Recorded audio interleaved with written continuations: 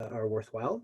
Anything I can do that helps you in your journeys is great. So as the meetup said, I think we have sort of two agenda items.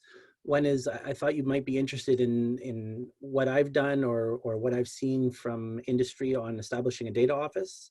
And then I thought, sort of switching gears halfway through, we'll talk about my experience of going to Google Cloud and sort of what we're seeing there and some of the benefits and cool things that one could argue we're doing there. And again, so any questions you have on either of those topics, I'm happy to answer. I'm also happy to answer as we go. So they gave me a bit of an intro. I'll just kind of give you some background so you can decide if I give you an opinion on whether it's worth listening to or not. So I've worked in the industry for just over 19 years now. I've been a data person the entire time. I've worked primarily at IGM, but I also have worked at other small companies. I did lead the project to get us to the Google Cloud, and like I said, I've spent the vast majority of my time in data in all of those years. So you can take that for what it's worth, and we can chat and work our way through that. So first comment I'd like to make to you is watching Peter's presentation, which was, in my opinion, amazing. I still think data is not necessarily about technology. And I'll tell you what I mean by that, yet half or 3/4 of the presentation will be indeed about technology.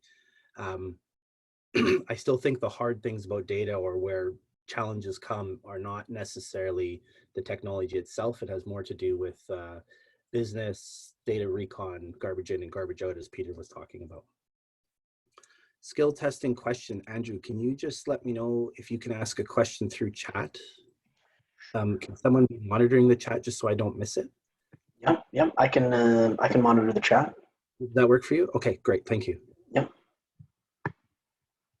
Okay, so first off, Peter's presentation, Sebastian's very good on what they showed you. Really liked Peter's one diagram of the structure. It was a great way to talk about data strategy. I'm going to talk a little bit about it, and I'm going to do it from the framework of, boy, I wish someone had told me that when I started. So that's sort of how the mentality I had in my head for you. So first off, I don't know how much you've been exposed to. There is an interesting organization that's come out. It is now an international organization. I've left the website at the bottom for you. It's the Enterprise Data Management Council. They've created a framework, so DCAM in the middle there. It is a very interesting organization. A lot of people are members of it. The reason I raise it to you here is it's just another area of knowledge base that many companies are engaging in and can leverage can help you in your journeys of setting up a data office or a data governance structure. So this is their DCAM. It's very similar to the one architecture framework that Peter had showed. If you like Peter's better, then great. Both of these are pretty good. Why am I telling you about this? So when I first started, we brought lots of consultants in, various points of view in, and people had lots of different frameworks.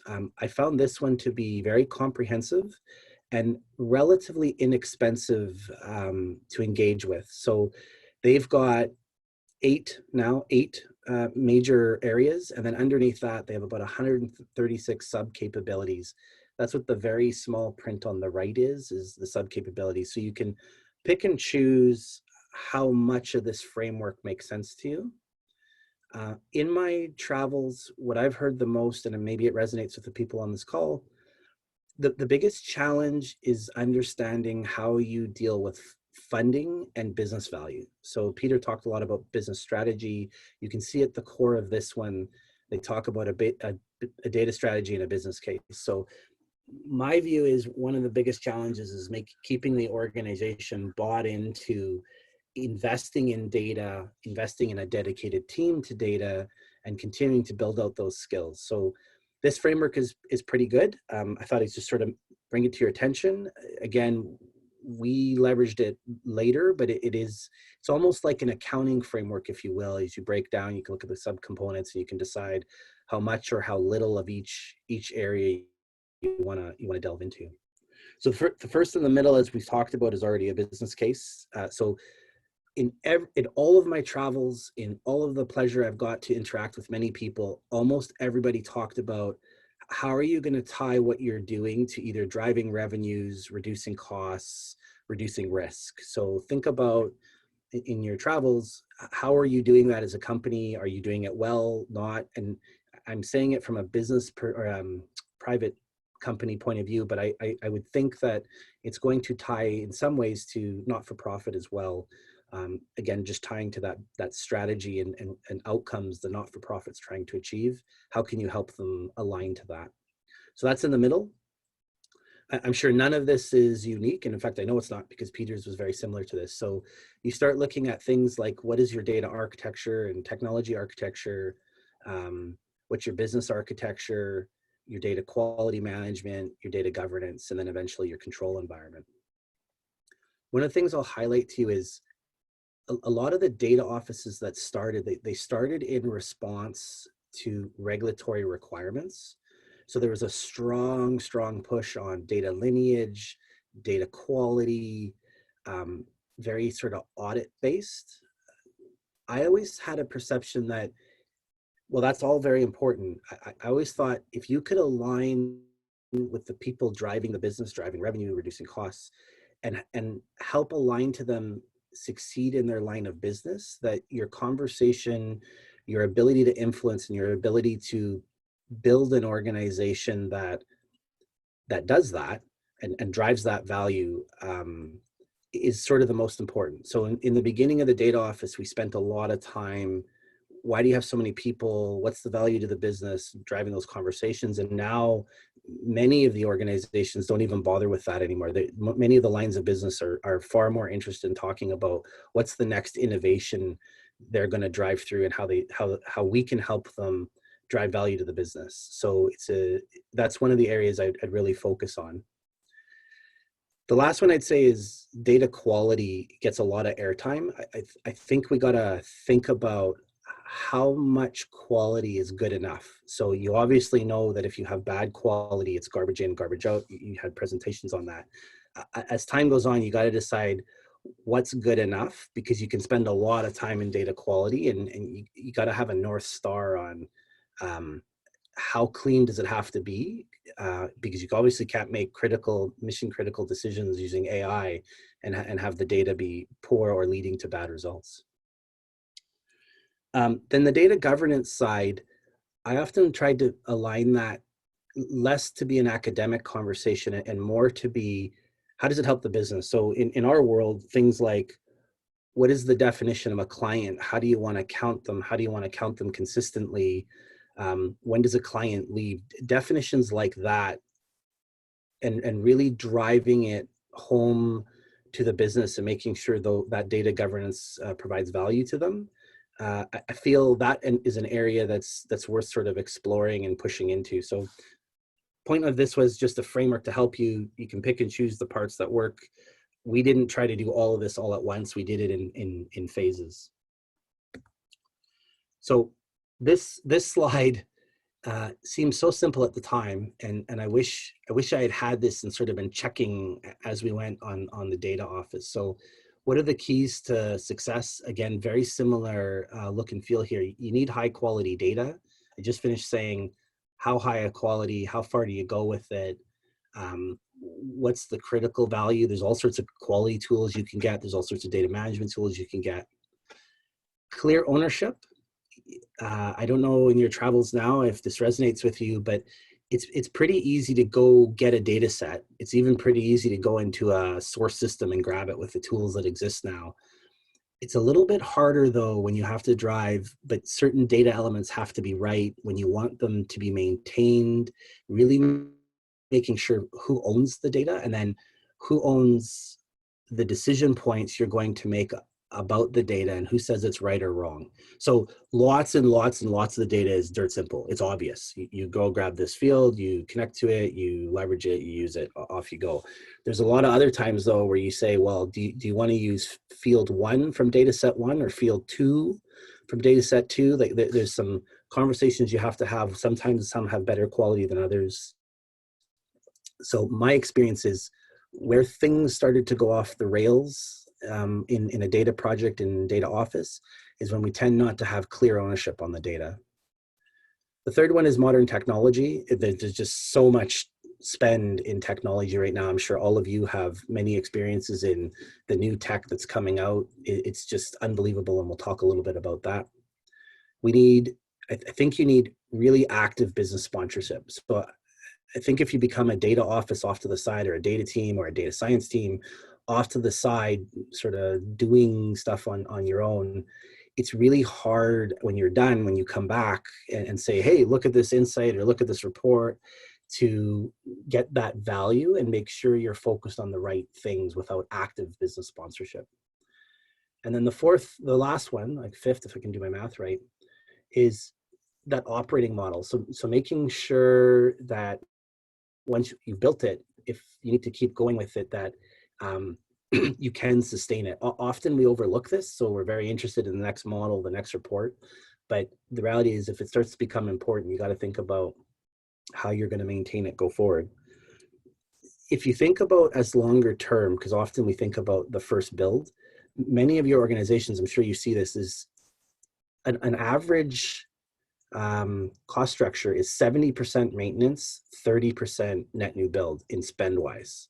So as you continue to build your data office or your data structures, your data solutions, you got to kind of think about, well, how do you make sure that that doesn't overwhelm your budget, and you can keep it more at a 40-60 or even a 50-50. So I often find lots of times we forget about that component, and yet longer term it will matter a lot as you go forward. I thought you might be interested in some principles. Hopefully none of these seem strange or unique. And in fact, hopefully they seem dead obvious. So first of all, these are some principles we put down for our data solution. We said you should use commodity services. You should constantly be looking at efficiencies. And that, from a data point of view, often I find we get enamored with the process and the solution, and we lose sight of how do you keep getting smarter? How do you keep getting faster? How do you keep approaching the problem differently to get more value?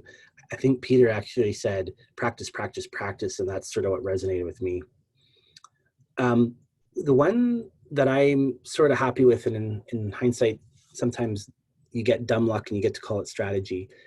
The new tools and the new way of thinking about things, I find the best option is to ingest all the data. So often, or as all the data you can, maybe I'll put it that way.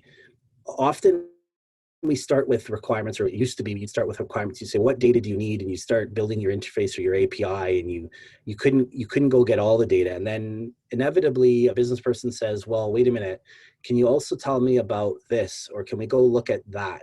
And then you got to go back to the source system, repull all the data, or repull the interface, recurate it however you're doing that, or even if it's in just a data lake, you still got to go get it. So often that was a lifesaver for us, is go get all the data you can at the lowest level of detail.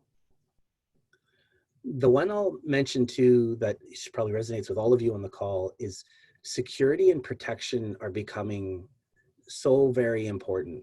There's so many boards now, companies now, that talk about data risk, privacy, exposure, cyber attacks. It's so mission critical now. It was always important, but I would say it's becoming more and more so that anything you do, you got to build with sort of security and protection in mind.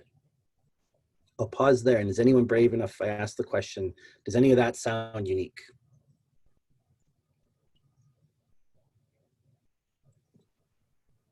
No, This is, yeah. good stuff.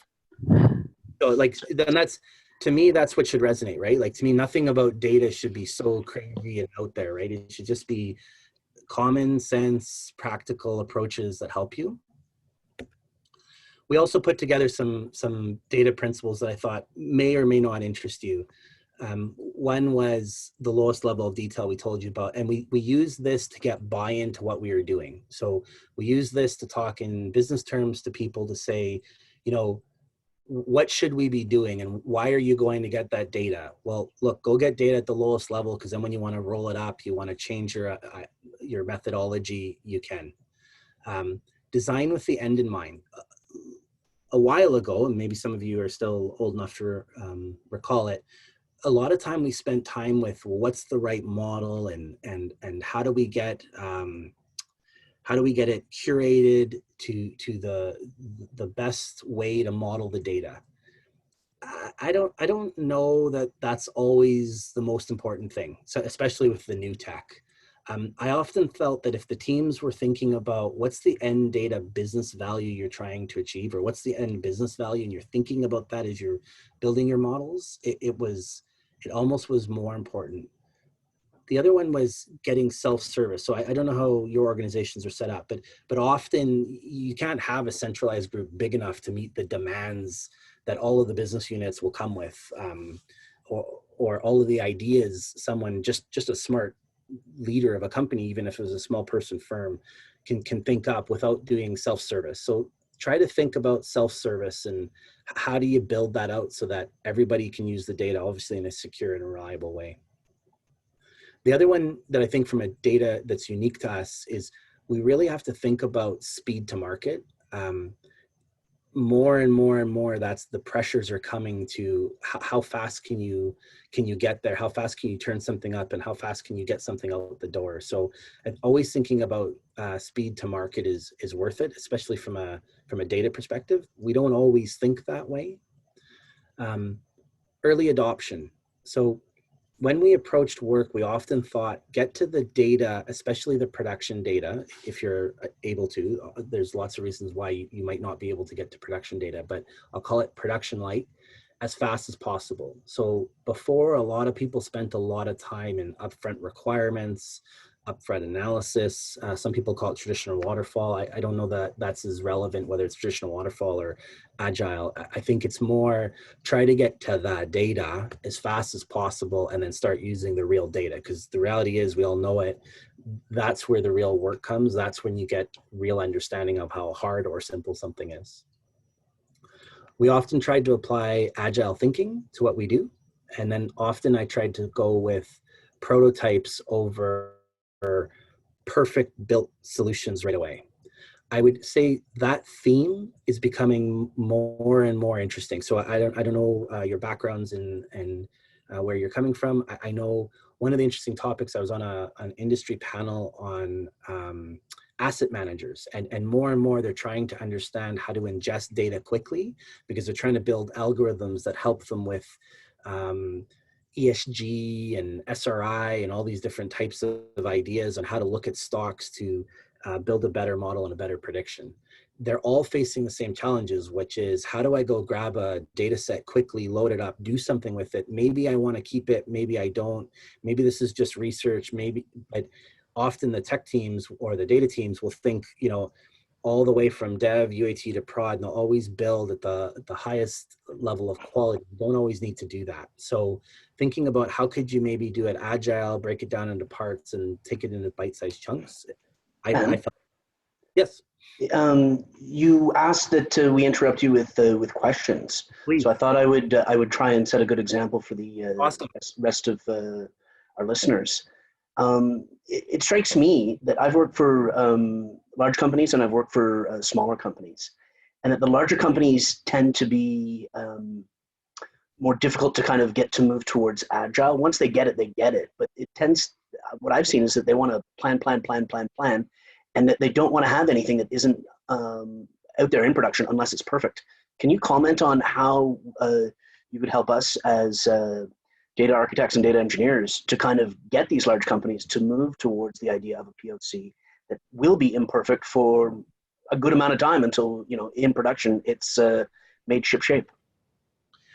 Yeah, that's an excellent question, Andrew. I have to say, maybe Daniel will say this. I faced your same challenge. I am in I don't know if I get to say it's a big company, but it's a fairly big company anyways, so we'll say that. And we faced the same challenges. So first, I would say developing these principles and getting people to buy into them helped.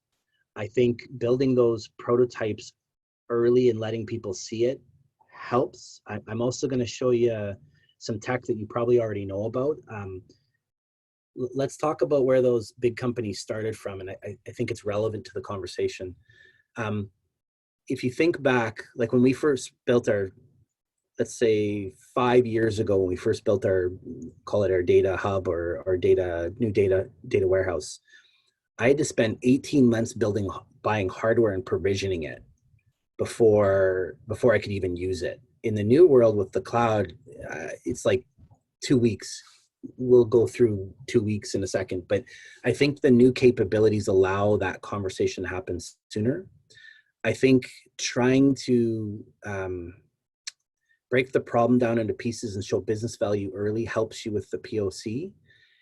The last one is, Andrew, I think it's just, that's a really hard problem in the big companies. It really, you got to kind of have that mindset and It's really cultural, right? cultural. You got to be passionate about it. And so again, us stopping and going, hey, here's some guiding principles. Here's how it aligns to what Peter says. Here's what the industry is doing.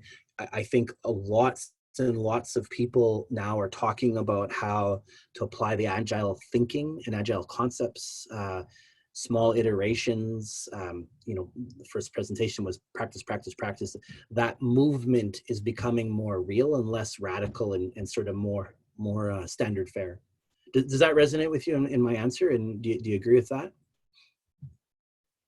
Yeah, I do. Does anyone else have a question? Melanie, do you have a question related to DG and data governance and data quality, maybe? No. Well, maybe. I was going to weigh in on the earlier slide just about guiding principles and agree. I'm in post-secondary right now, and certainly those guiding principles would apply. So I would agree, common across different frameworks. And then I did note earlier in the presentation when we were looking at the DCAM, for me, I always have a hard time separating out data quality management and data governance. I find I can't talk about one without the other. Do you find the same? I do. Actually, I totally do. I find sometimes the separation becomes quite academic. It's hard to actually say, why is this versus that? I'm almost never in a conversation where you don't join the two, or a presentation where you're saying one to the next. So I completely agree with you. In my head, I will say this: in data governance, we're often talking about ownership. We're often talking about definitional points of view. Whereas data quality, you tend to get to the dashboard that says, you're missing this many records or this many key fields or missing these pieces. So it tends to be very specific, although they're so entwined. And often, like in our group, the data quality team reports into the head of the data governance. So I compassionately agree with you on that point. Thank you. Yeah. And thank you for the questions, because I think it makes it easier to chat as we go. And it's Daniel here. I have another question. Actually, I didn't want to interrupt you. So with ingest all data, from the business intelligence perspective, I'm with you. The problem that we find, the challenge, is how we sell the business case on ingesting all the data or getting all the data when you start, even before you can prove the business value. Because what happened is, it's great, but you do have cost of ingesting all the data. You have integration cost, pipeline cost. If you're on the cloud, you have usage cost. So how you present the business case on ingesting all the data, if you can comment on that. Yeah, I have to think about that for a second, because you're right. It's actually hard. I continuously sort of fight that battle. Here's how I respond. So first of all, you got to build trust with your business units. I don't know how else you do it without building trust with the decision maker. Call it a decision maker. Second, I would say this. I often said in my career, I never got asked about why I grabbed too much data, but I have often had to sort of go back and explain why we missed the boat because we didn't grab enough data. And then we had to go back and rebuy it. So I will say, I don't know that I would present to you that you take the get all the data in a purist way. I'm not sure I would stop doing a POC or producing business value quickly and getting outcomes. So I think, if anything, Daniel, I leave the group with that, is be passionate about outcomes first. But I do say, as a guiding principle, you should generally try to get the data at the lowest level of detail and all of it and I'm going to do this as fast as you can. But I'm not sure that I would leave it to distract you. Does that make sense is my response? It does. Thank you. Appreciate it. Yes, makes sense. Yep. Okay. Okay, so here's some structures for a data council. There's lots of different governing bodies that may or may not resonate with you. So you'll probably have some sort of data council or governing body.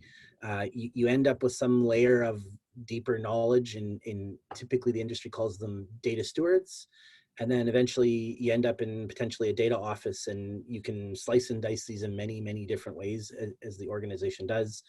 So you can see how in our data office, we happen to have data operations, data development, data governance, infrastructure, and the platform all in one. Again, there's many variations of that combination.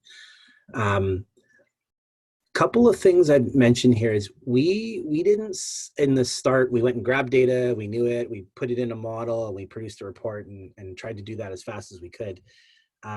In hindsight, though, there's areas where I wish we had spent more time getting engaged with the concept of a data steward. So people who really, really knew the data. So if you have a well-defined data set that's clear, it's well documented, great, Nirvana to you.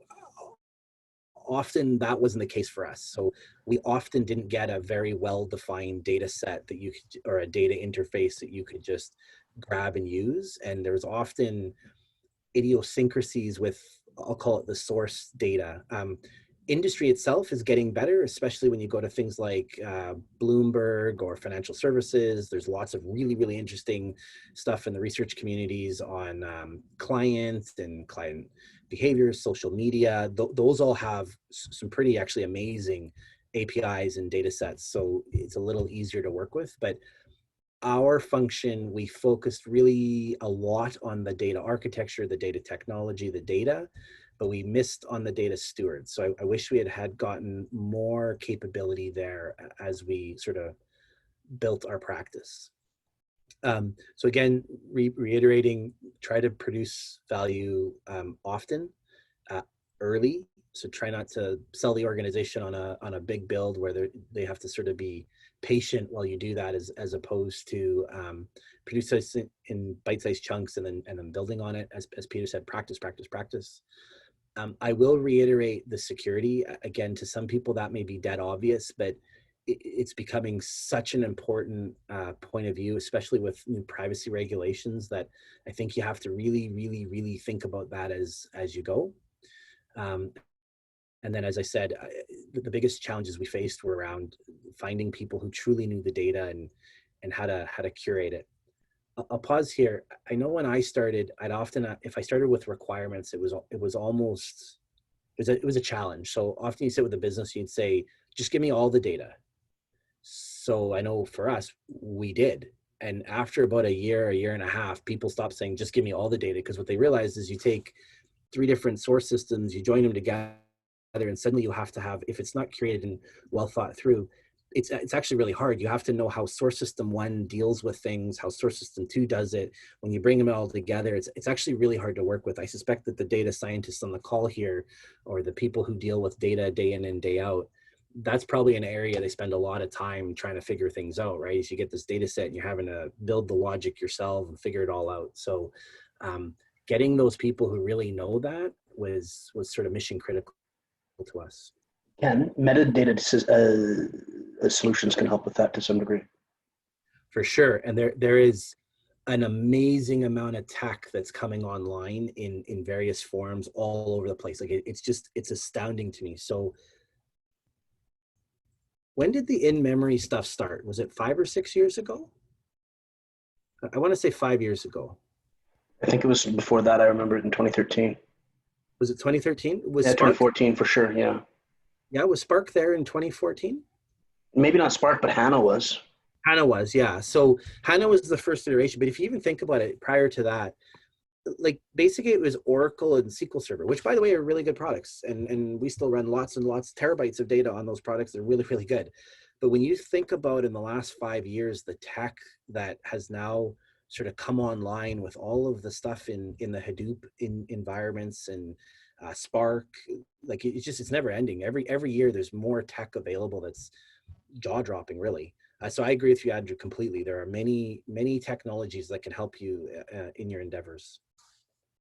So here was a governing body, a solution, an architecture, or a structure that may or may not resonate with you. It's one we've used in the past, and it's worked to some level. Again, it's just a way that maybe helps you get a cross-functioning body together, thinking about a problem and helping you focus on the right outcomes.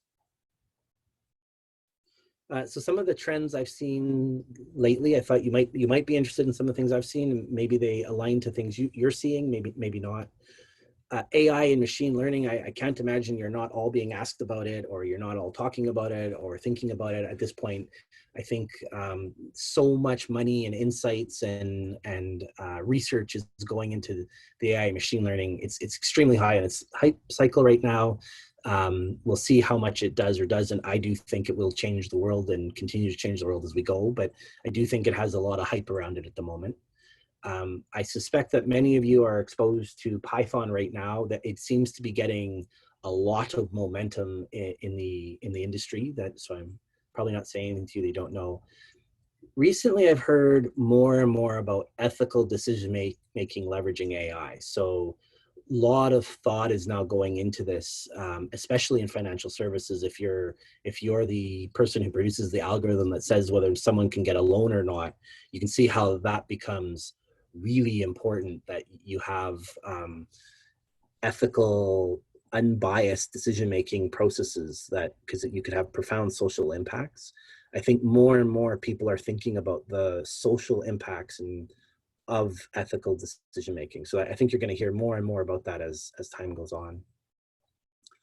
The other one is, again, I don't think I'm saying anything that's unique, is the scaling and the maturing of the data solutions is unbelievable of the tech that's available right now for really low cost of entry, if not free. So I think we're only seeing the beginnings of the capabilities that are going to explode as time goes on with that.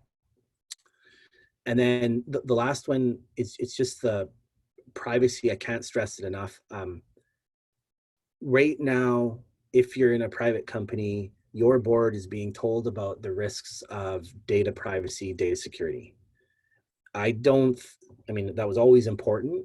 The level of oversight, rigor, thought going into that now, angst, concern going into it is infinitely higher than it used to be. So I can't stress that environment enough. And then the other thing is, like, the regulations around privacy, what data you can have, what data you can store, how you store it, how long you store it, is becoming more and more and more rigorous, which is, as consumers, is a good thing. In fact, it's a great thing. But I think as time goes on, you want to think about those areas and those aspects. I'll pause there and again, maybe just ask the group, does any of that sound crazy? Does that resonate with your own experiences? Yes, it does, Ken. It's Danny here. I just was wondering, when you were sharing about AI and machine learning, are you, or is your team working with open source, or like you are leveraging, well, I'm guessing I'm going into the Google Cloud, maybe. I was wondering if, like for an enterprise like investor groups with the data privacy and security, if you guys are leveraging open source for machine learning. Yeah, so Daniel, we use Python, actually. We use Python models directly. We do leverage capabilities out of Google. So when you say open source, it's all in a highly secured private cloud, as you would expect, but definitely leveraging the Python libraries. There is libraries in HANA that we leverage, and then we're now starting to leverage some more things in the cloud, in Google's cloud. I will talk a little bit more about that in about 3 slides, I think, on some of the cool ways you can leverage the cloud that just we didn't have a capability when we were on in a data center on-prem. Hi, Ken. This is Dheeraj. I just have one probably question for you. If you can please highlight that how the data has enabled your digital journey also from Yeah, the. sure. So we've rolled out new digital assets on the web, various things. So one I'll give you is an example is we rolled out a gamma score. So if you go online, if you're interested, you can calculate a score that kind of says, how are you doing financially, more than just, are you good to retire? That calculation is done off of the data platform using algorithms and some data science actually to calculate that. The other area we used is the digital. A lot of teams focus on the digital front end and how cool it is, but the reality is most people don't want to re-enter their data. So if I've already given you my data, I don't want to re-enter it. So suddenly exposing that data back to the client and sometimes it's in processes that have never really thoroughly been exposed to the client, you start to see lots of data quality issues that I wouldn't say didn't matter, because data quality always matters, but maybe didn't have the same level of rigor or challenge as when you start to expose it all to the front end and to the digital assets. So really understanding that mattered. And then as well, it's really easy. Oh, I'm sorry, I shouldn't say easy.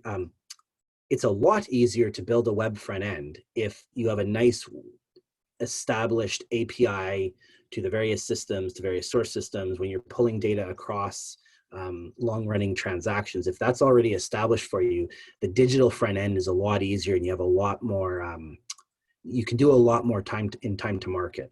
Does that sort of resonate with you? It does, Ken. So does it mean that you ended up doing a lot of re-architecting all the solutions from web digital journey as well as, and data foundation was also being laid out? So it's a pretty significant work which you just explained, like, all that. I got lucky. I got to be honest with you. Often in my career, I later call it strategy, but I just got lucky. We kicked off a digital and data program simultaneously. The data program got legs faster, and as a result, we had done a lot of the heavy lift prior to the heavy lift of digital starting. So we were able to leverage assets already built, and then plug them in on the digital side. That's great. Thanks, Ken. I'm not sure my journey would always align to others though. Like I at one point in my career, I honestly, I got really lucky in that data about 5 years ago, everything you read, now it's data science and AI, right? But everything back then you read about was data was the new oil, data, right? So I kind of hit the right time and so convinced the organization that we should build a data platform. I'm going to say data platform. I'm not going to say a data warehouse, and I'll say why in a second. So as a result, we sort of agreed to that foundational work, and then we plugged the digital front ends into it. No, it does make sense the way you explain. It's otherwise I've seen organizations in my career where we end up spending years after years just to clean the data for customer and making it a single record over there. Yeah, So it's it is really hard. definitely a relevant journey for sure. Thanks, Ken. Yeah, absolutely. I actually, it's ironic you kind of raised something to my mind. Is I was sitting in a meeting and someone asked me, well, what's the business case for the data platform? And I responded with, well, what's the business case for putting a basement in your house? Yeah. They kind of looked at me. I'm like, at the end of the day, you have a hole in the ground with some cement. Like, I don't know, was that worth it? And yet nobody builds not very many people build a house all the time now without one, right? So the business kind of got their head wrapped around that to some extent. Still hard. You still had to provide value, try not to get caught up in the is this the perfect model? Is this the perfect pipeline? All those kind of things. That sounds good. Okay. Thanks, Ken. Yep. So I think, if I'm not mistaken, here is an architecture from Google. I will tell you, this is actually this diagram started with Amazon's AWS platform. So these are all readily available. Again, I don't think I'm showing you anything that you probably don't already know and isn't of interest. These are all readily available. I'm getting a little bit of feedback. I don't know if anyone else is. Apologies if it's coming from my phone. So the things I wanted to sort of highlight here for you is you're going to have some sort of ingest process, right? Lots of different kinds now, right? Like there's the pipelines, there's real-time replication servers, there's ELT, ETL, all of that. But lots of that technology now is new, interesting, readily available, easy to work with. You're going to put it in something. The last presentation talked to you about a data lake. There's now data hub architectures where, or what did he call it? The combination of the data lake and the data warehouse. I can't remember now what Sebastian had said, but I actually just called it a data platform. Data lake house. So I avoid. Thank you. Yeah. So I just called it a data platform. Gartner later would come around and say a data hub architecture where you're bringing it in real time and exposing it. I felt you should just be able to put your data in one place, and whether you're doing a report, a service, anything else, you should be able to get to it. You shouldn't have to repeat all that. The one though that I want to highlight just a little bit to you here is, and this is one of the innovations of the cloud that maybe you're already working with, is the APIs coming out of the clouds. This one happens to be Google and in Google terminology, but I could have used Azure or AWS. They're all doing amazing things. Some of those APIs, when you string them together with Python, is utterly amazing what they can do now. So the auto ML is like a data science model. You can do the natural language processing. You can do document scanning and imaging to the natural language processing. So just as an aside, we had, I just wanted to see, is this really as good as people are saying? So we took a data scientist and a kid at a school, and we said, here, take a voice recording, send it through and tell me if you can do anything interesting with it. So they, within 3 weeks, were able to take a voice recording, put it through speech to text, take the text, run it through sentiment analysis, and tell me whether the call was good or bad in 3 weeks. So like we couldn't do that 4 years ago. That would have been a whole massive multi-million-dollar project, and it's just sitting there for almost peanuts, right? Because it's consumption as you go. So I think this has only started. I think this is just it's gonna be amazing what continues to develop as people like you, people in the open source areas build that. Now, Daniel, you asked about something that I think is relevant. The other thing the cloud providers are able to do is they're able to do it in a secure way. So before, you could go and download open source and put it into your environment, and that was okay. But now they're bringing such a level of rigor to those capabilities that I think it's just going to be amazing what's available 6 months from now, 8 months from now, 24 months from now. So I'll pause there and let anyone sort of weigh in if I've said anything that you sort of disagree with, or if it kind of resonates with what I'm saying. I disagree. No, just kidding, Ken. But I was thinking while you presenting, like on the data lake, how you present the information to the business. Like, are you looking into a data layer to sit on top of this? How you make it like business friendly? Yeah, so I should be careful with the data lake. I in the old days, I used to just call it the raw data layer. So as opposed to a data lake and all these kinds of things, whether you go Hadoop or you don't, what more I talked about was take the data in at the raw level so that you can recon it back to the source. So you're never having an issue on reconciliation and trusting the data. And then also generally, if you're going and grabbing it like for like, it tends to go in fairly simple. So if you don't have to build all these transformations right away, you tend to be able to go grab it, put it somewhere and use it fairly quickly. All of this technology plus in memory makes that process so much simpler than it used to be, right? And all of them have built-in capabilities that you can leverage. Data lake, I just asked the group, when I say data lake, do you immediately assume I'm saying Hadoop? Like in those words, are those synonymous? I don't immediately assume Hadoop. I immediately assume ELT instead of ETL. Okay, perfect. Okay, so that I think that's exactly where the head should be. The new technologies, and by the way, all of the clouds have them. They have managed service now where you can just dump data in and use it. So I'll give you an example. BigQuery. So again, that happens to be Google's version, right? you can dump data in, and if you write a query, it costs $5 for a terabyte. So you pay for the disk, you don't pay for the compute, and you just pay $5 if you consume a terabyte of data on a query.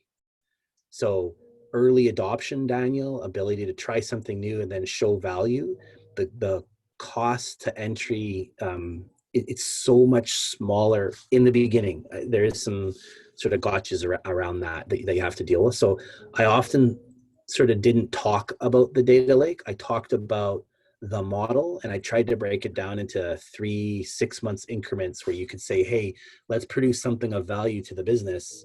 And again, if you brought it all in the lowest level of detail, it's easy to modify it, it's easy to change it, it's easy to go add the next source system.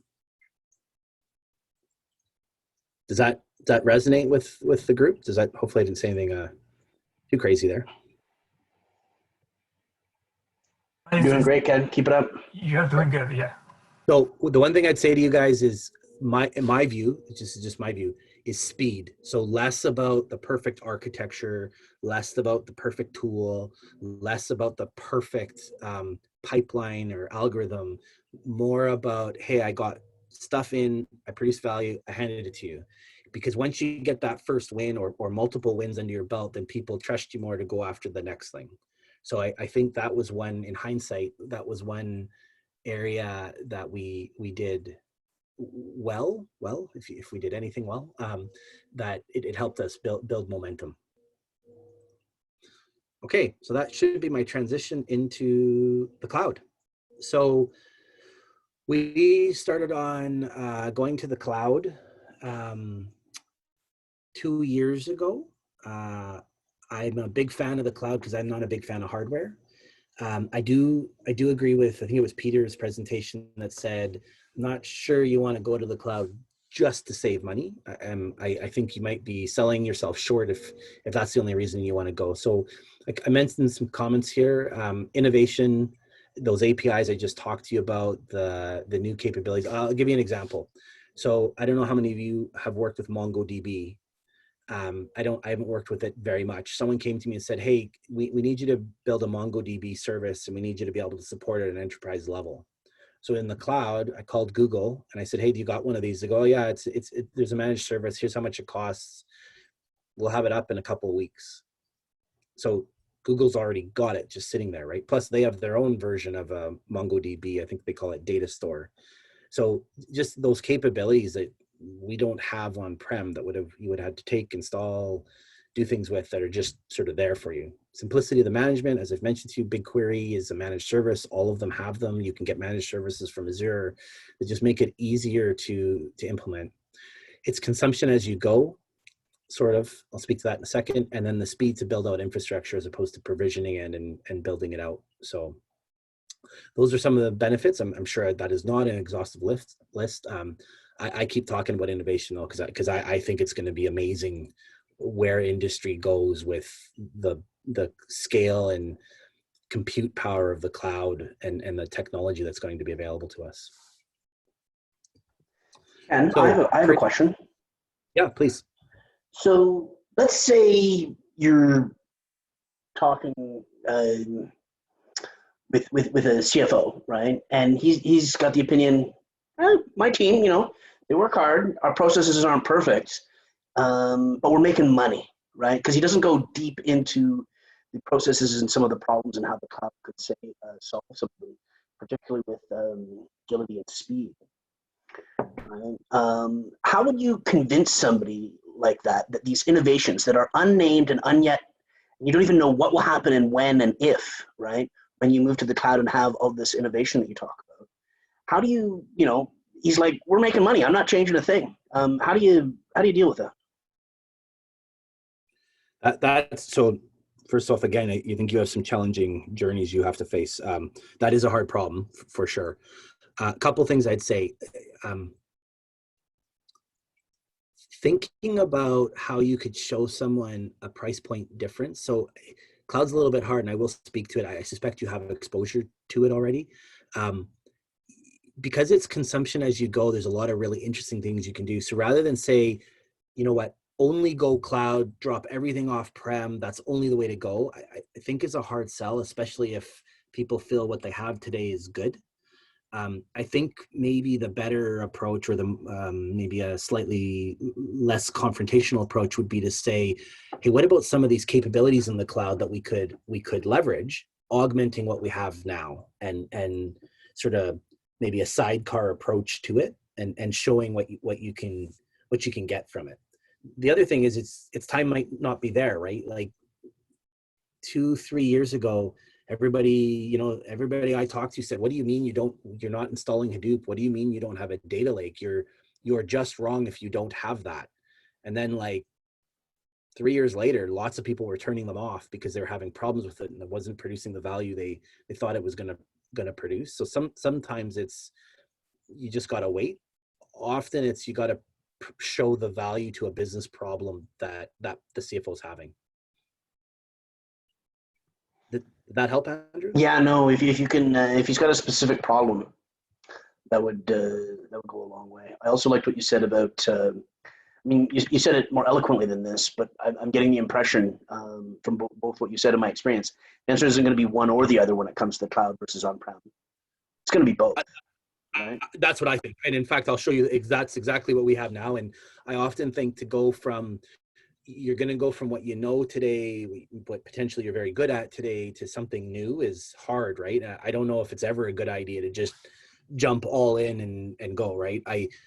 If someone was starting a business right now and they said, hey, I'm going to go build a data center, I'd kind of scratch my head and go, I don't know if that's where you want to start. But if you've already got a lot of capabilities, then switching quickly is maybe not the best approach. Maybe thinking about how to get value earlier. And I'll show you some of the things that we've done that may or may not, you may or may not perceive as useful or interesting to the CFO example that you showed. Okay, so a bit of a methodology. Absolutely, you can go Google this tomorrow and search. There's lots of things here. I'm going to give you a bit of a perspective from a delivery leader's point of view, or someone who had to implement the cloud. Just so we're clear, far smarter than me, people who were on the team thought through all the challenges and hard stuff. I was just the person that explained why we were over budget and behind schedule. So lots of really smart people went into building the cloud. First of all, you got to develop cloud foundation. So that's your security framework, your capabilities, your network, your infrastructure, and your consumption and billing. So often people forget about the consumption and billing part, because before you bought a server, you put it down, you used it. Like it's pretty black and white. Cloud's a bit different. So you gotta just sort of watch that a little bit. The other one is understanding your security framework. And if you're going to do a hybrid cloud, i.e. you're going to have the data center and you're going to have the cloud, you got to think about, how do those two environments talk, and how do they talk securely? So that's where all the effort goes, is how those two environments talk securely. So if I have an environment here that I don't want to talk to anything, I just want to lock it down, it's pretty easy to do, right? You lock it down, you don't let any access happen to it, and you grant very few access to it. That problem's pretty well understood. Data centers are built to be very highly secure on the outside. So once you start to take those two concepts and try to bring them together, you get a lot of challenges very, very quickly. So thinking that through and understanding that, and again, by the way, lots of people have done it now. More and more people do it every day. So there's lots of thought and processes that have been put in place now that say weren't there 18 months ago or 24 months ago. Then eventually you got to build out your environment. You got to provision all the stuff, and then you got to start migrating your databases and applications. Some are very cloud capable, some aren't. Then there's all sorts of native cloud capabilities that you may or may not want to expose yourself to. So thinking that all through and deciding where you want to fit in that place is some thought goes into that for sure. And then you also got to think about support. So later, often you're going to have, let's say Google, you're going to have Google, you're going to have maybe some third-party applications running in the cloud, and then you're going to have probably a hybrid cloud connectivity. So now server one goes down. Whose fault is it? How do you get to resolution? How do you sort all that through? You got to think about that a little bit. Hey, costs just went up. This environment now costs me 20% more this month. Why? On-prem, that doesn't generally happen. In the cloud, it absolutely can happen. Sometimes there's good and valid reasons and you're really happy, because if your sales are through the roof and you're driving all sorts of revenue, probably everyone's patting you on the back. If not, you're probably explaining, well, why did costs go up by by 20%, you need to understand it. So 18 months of my life put into 6 bullet points and three boxes. So I don't want to underemphasize the thoughts that need to go into that, but that's generally sort of things you need to do. Before I go on, any questions on that? Did anything I say there sort of sound a bit off the mark?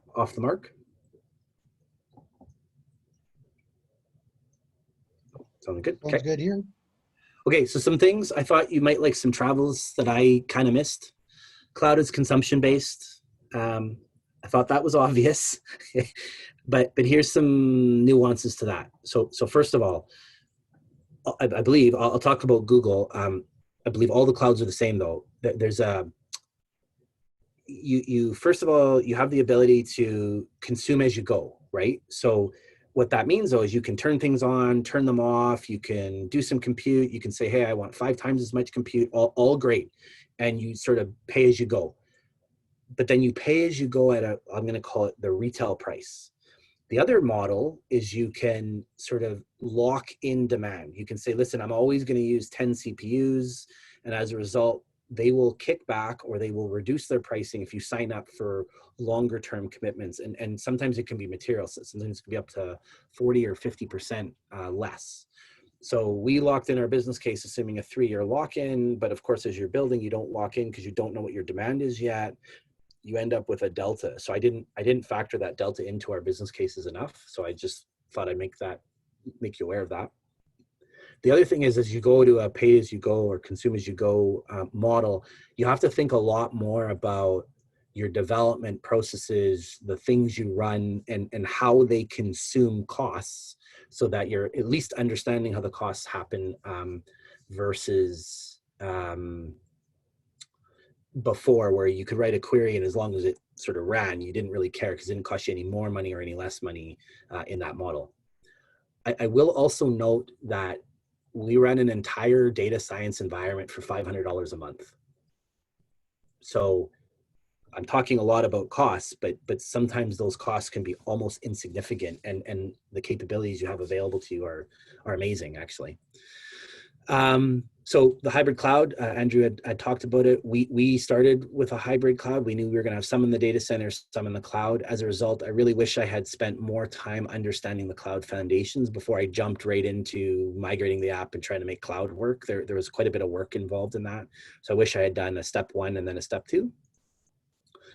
And then cloud native itself is really quite interesting, and it's very different. So you gotta be able to keep an open mind where you don't go in and say, well, this is how I do it today, and so I'm just going to pick this server up logically and I'm going to drop it in the cloud. There's some nuances that you want to understand, and you want to keep an open mind around native cloud and what those capabilities can do, because there's some really interesting things that you can get from that. So you gotta wrap your head around that. Those were the 3 things I wish I had done differently, or at least I wish I had known a lot more before I started into the cloud. So here's an environment. By the way, this is my last slide, or almost last slide.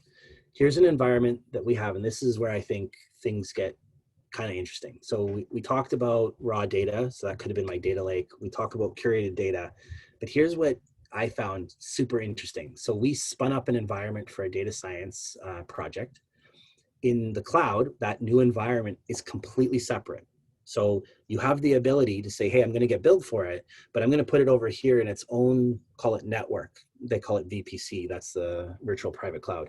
But all of a sudden, I have this ability to spin up a complete environment for a third party to come in and play with, build an algorithm. I may keep it, I may not, I may be interested, I may not. So Andrew, you asked about, like, how do you convince the CFO? Well, in this environment, you can spin this up, keep it locked down, do all this cool stuff. And if you don't want it, you can turn it off. Now, remember, it has all of those capabilities I talked about. It has a Python environment. It has all the AML. It has all the APIs. It has a BigQuery available to it. It's all in a managed service. I didn't have to go buy all that. It's just there. I love it, Ken. When are you getting to redundancy and fault tolerance? Because yeah, so you've got everything here, right? we have built that in. So some things come out of the box. So like BigQuery comes out of the box with that. Sometimes it's as easy as I just got to spin 2 Python environments up. Sometimes it takes a little bit of thought. Absolutely, Andrew. Like databases, you gotta spend a bit of time on.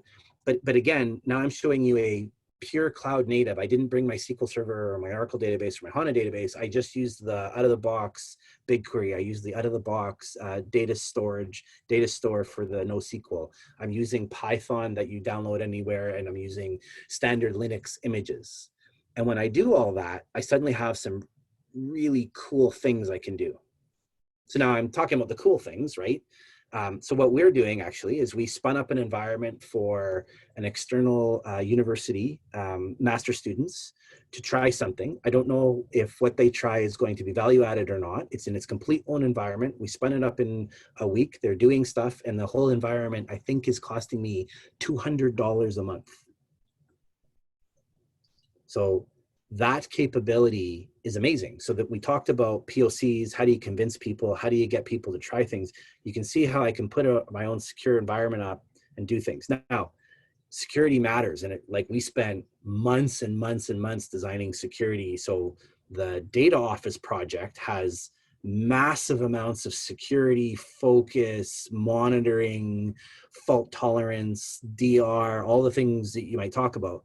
This VPC environment, because it's completely separate, has none of that, but also it has no PII data, it has no real data, it's all scrambled. No, by the way, if you go on to Pennsylvania University, they created an algorithm that you can build a data set that looks like a natural data set that is actually all scrambled. It's like, wow, look at that. Algorithm's already there for you. And on top of that, you can also just call an API and scramble your data in that environment. So I think this is where I think the capabilities are just, it's going to be amazing as time goes on. Whereas in the cloud, on-prem, I just physically couldn't do that. The whole data center is built so you can't take third parties and come inside, right? Like that's exactly what you didn't want to have happen. So I'll pause there and maybe let you ask questions around this topic if there's anything of interest. It's Daniel here. I was wondering what you were sharing with us. Of course, I mean, $200, $500 for this environment is amazing, but do you use predictive analytics or machine learning to control and prevent the costs in the cloud? No, not yet.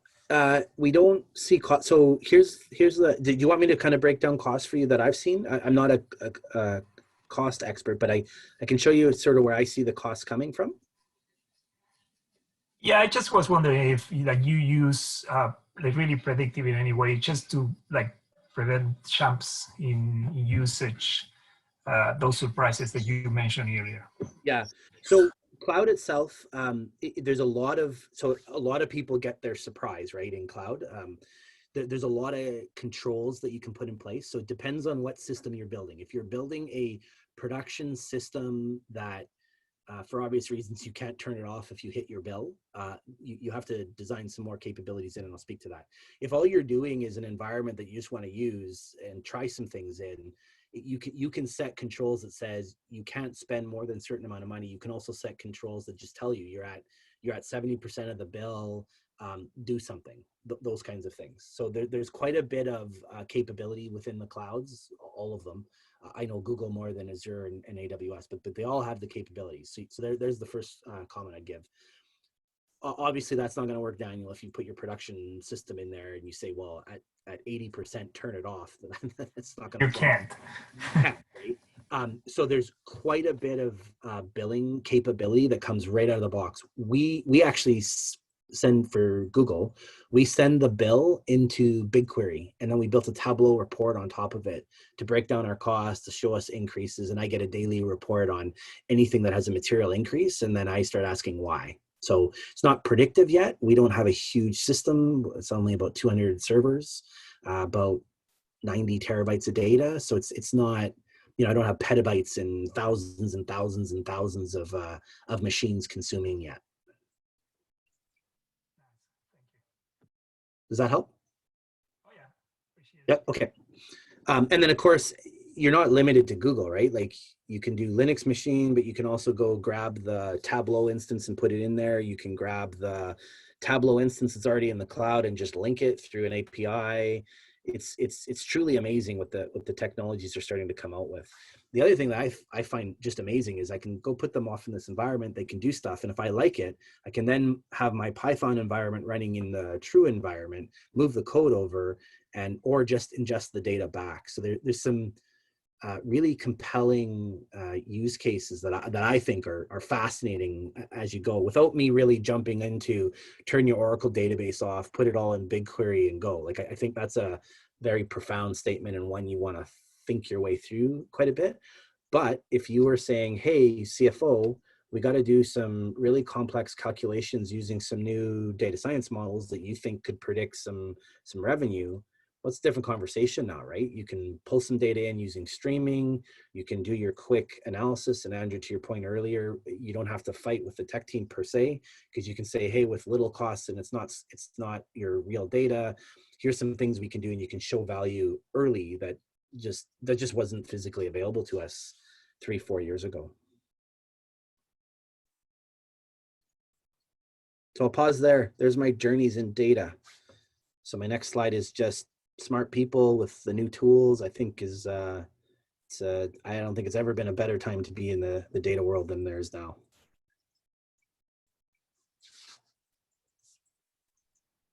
Fully agree. So if nothing else, an hour of your life, an hour and 15 minutes is gone from your life. So hopefully you felt that was somewhat useful, and maybe I gave you some interesting tidbits that you can use in your journey. And I think that was a very worthwhile hour and 15 minutes. Very worthwhile. Does anybody else have any further follow-up questions for Ken? Ken, just a quick question. Good to see you, by the way. Yeah, you too. A quick question, just in terms of for what you've got on-prem, is that more for transactional, or would you be using like in terms of transactional data store, is it replicating to the cloud, or you have transactional data that you're using right in the cloud? Yeah, so first off, I'm happy to say our entire data platform, this has been publicly announced, our entire data platform, production, development, UAT, all of that is in the cloud. So it's physically in the Google Cloud. Okay. We do have source systems still on-prem. They're not yet moved to the cloud. They're not Google ready or cloud ready, and they may never be for that matter. So we do a lot of replication for sure, but all of our transactions and all of our algorithms are in the cloud. Okay. Yeah. I was wondering that in terms of integrating, back end, front end, Yeah. It's Kevin, it's truly amazing what can be done when that pipe's designed right. So like I can't stress, I hopefully you did not leave this conversation where 5 minutes, you're in the cloud, everything's perfect, you just do this. Not at all. Like so we spent like, I want to say 12 months designing that pipe and 6 months converting all the databases and moving to the cloud. So that should give you a level of effort, rigor, thought, security testing that went into making sure that the organization felt that we were fully and completely secure. So that you can't underestimate that at all. Like it's hugely important. It can be done, by the way, and has very, very good security, and people say the security there is way better. That some people say. I don't know if everyone on the call would say the same thing, but you have to think about that. So flavors of cloud, right? That's probably the next thing you might want to be thinking about now is, well, listen, if all I want to do is try to provide some value and show some people a cool thing, like for example, there might be a very specific use case you're trying to solve. You have a whole bunch of tools now where if you said, well, I'm not going to put our private data in the cloud, I'm not going to put anything related to the company. When we started, I think we said data for fun was the project we had that was out there, right? We put data for fun in and we started spinning some stuff up and doing some things. That might be a use case that is useful to you. So you might show people the capabilities that can exist now, and you can put it on your Amex like that or credit card, whatever. Yeah. Possible before. Then you may choose to say, well, okay, now that I've shown you value, now maybe that's what I use to leverage talking about, should we go to the cloud? Is it right for our company and what we're doing? And the benefit of data scrubbing alone, man, that is worth something. So in terms of security and being able, you know, as you said, doing it for fun and doing it at low cost and be able to do proof of concept, you know, taking it out there and to prove that it works, I think that's really amazing. So kudos to you. I know that it is a lot of work and it's a lot of data. So and well done. I can't take any credit. It was a team of very smart, dedicated people that did all the work. I was just kind of along for the ride. You're a good leader, Ken. You're too modest. I will say though, the new capabilities is just, I'm just in awe of what is now capable that, you know, we used to spend years doing, you know, just can happen in this stuff. Like you tie Spark to a NoSQL database and do some interesting things. It's amazing. The other thing is the first iteration. I know what your views are, but the first iteration of stuff was still complicated. Like turning up Hadoop was not simple. And whereas now it's like, well, I don't, and maybe some people have really passionate reasons why. I don't even know why you turn up Hadoop now. Like you can just sync it to a managed service here and use a Kafka queue right out of the box. It's called Confluent. You just turn it on. You literally call Google and say, can I have the managed service? They send you your marketplace. You turn it on, you're done. Like it's unbelievable, right? And if it breaks, I call Google, and I'm not calling company 123 and company 456 and so there's some interesting capabilities coming online here that, and again, I'm saying just to you guys, I'm saying Google, but I could just as easily have said Azure. I could just as easily have said AWS. They're all amazing. They're all multi-billion-dollar companies doing amazing tech here. I really appreciate it, Ken. Thanks. Yep.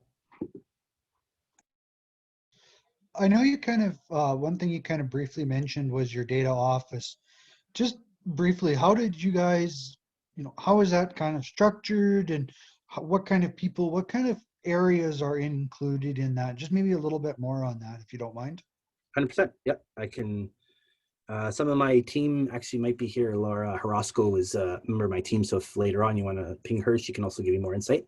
So our data office has data governance in it. It has data delivery. So the organization to manage the data projects is in our organization. All of the data developers, so people who specialize in ETL, model development, those are all dedicated to our team. We have the operations function in our data office. So the people who make sure the servers are up, that those kinds of things are all in our team. The architecture reports to me. So it's dotted line to our chief data office, or sorry, our chief architect. And so the data architecture and what should we be doing, where should we be doing it, that happens to also be in our organization. And then the data, just the management, the day-to-day management, is it up, is it down? Following up on tickets, your ITIL capabilities also have a representation in our group. Okay, no, thank you. Does that help? We're roughly 85 people now.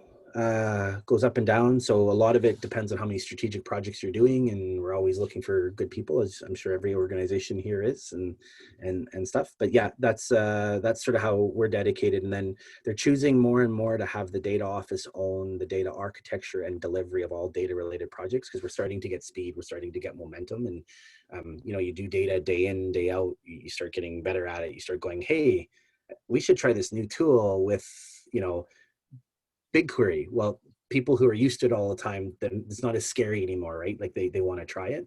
The other thing we found, I don't know about your organization, is as we started to sort of see, and we brought all the data together in one place, we started to leverage it and work with it, we started to realize, the corporation is paying 4 times in essence to do the same thing, right? Because business unit 1 didn't know business unit 2 was doing that, right? So we're starting to see more and more of that. So my day is spent talking to everyone going, hey, you know, you're about to do something that same group over there is doing.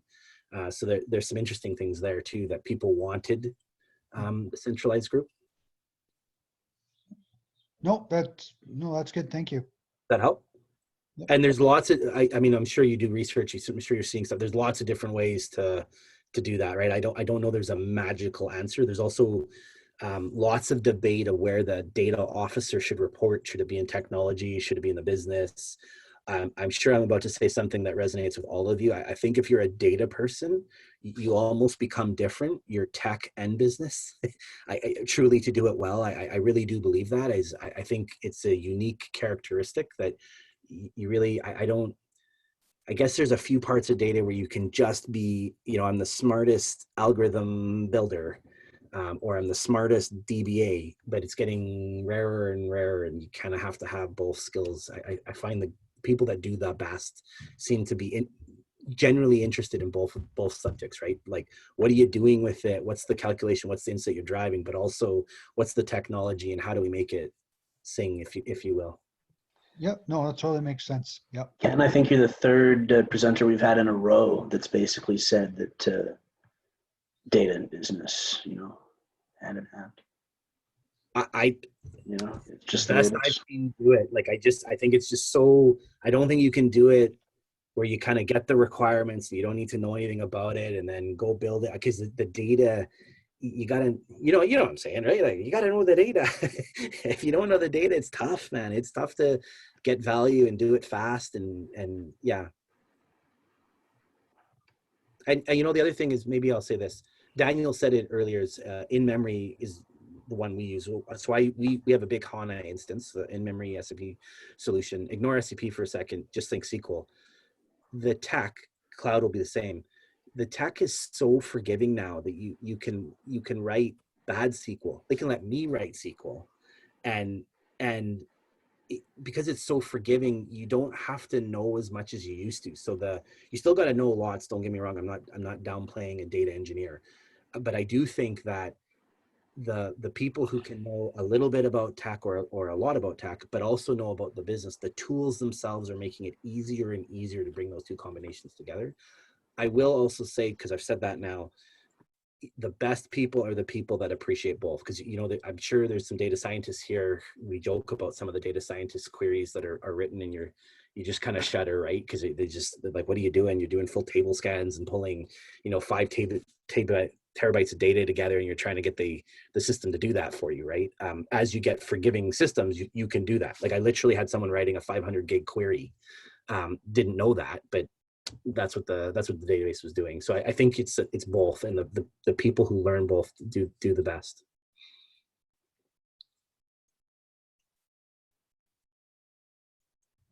Anything else in my travels that you might want to pick my brain and decide whether that comment is worth taking on or not?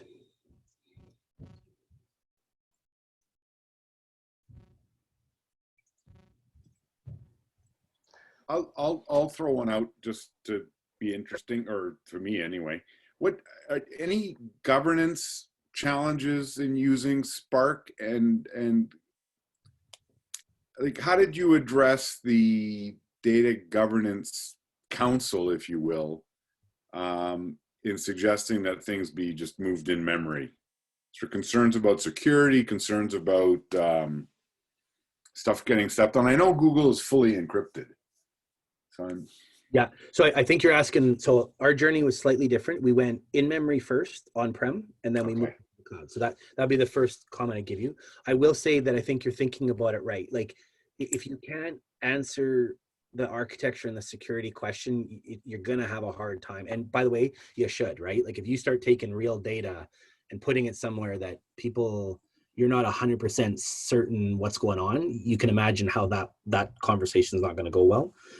So I can't stress it enough, thinking about the security. Having said that, I will say this though: all of the cloud providers face that. Nobody was going to put their data in the cloud, right? If they couldn't prove it was better, right? So now the Department of Defense in the US is using the cloud, right? Like, the algorithms and the security that goes into those platforms is amazing.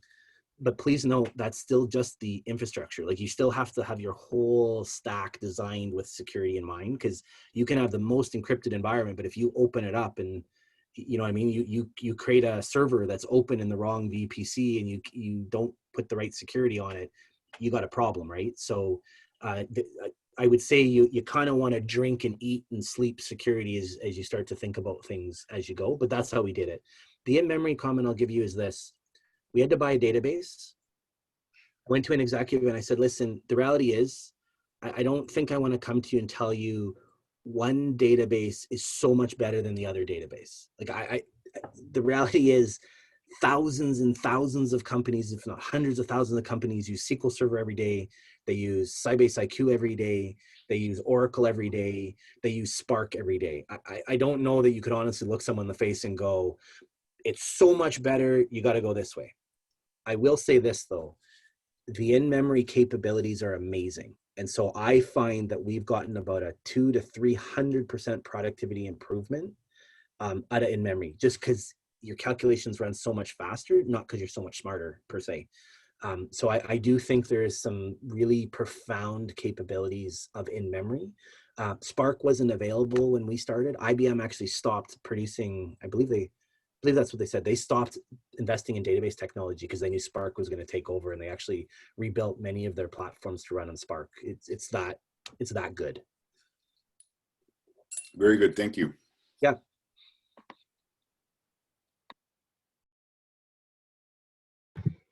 Ken, I think we're just getting to the bottom of the hour right now.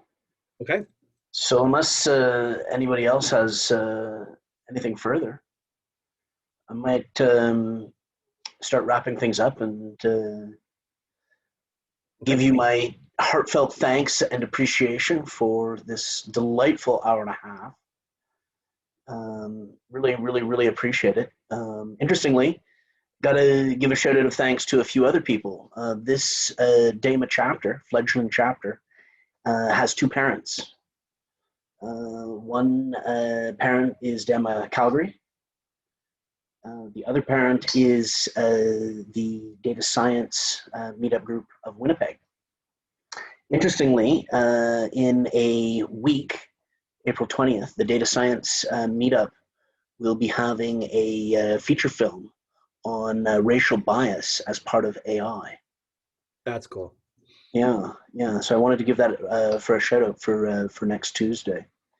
Additionally, Mark, anything to share with us related to DAMA Calgary? We got our next talk is on data strategy. We've got a guest speaker from London, England, named Samir Sharma, and it's Thursday. You can go to the website to get the link. The link's not on the website. You got to register for the meeting, and I send you the link. That's on Thursday. We've got a good slate of speakers right out to July, so I'm pretty jazzed. And congratulations to you guys. You've had back-to-back. It's easier when you're a brand new chapter because people will still talk to you. Right? Year 5 in, it gets harder to get fresh meat to the table.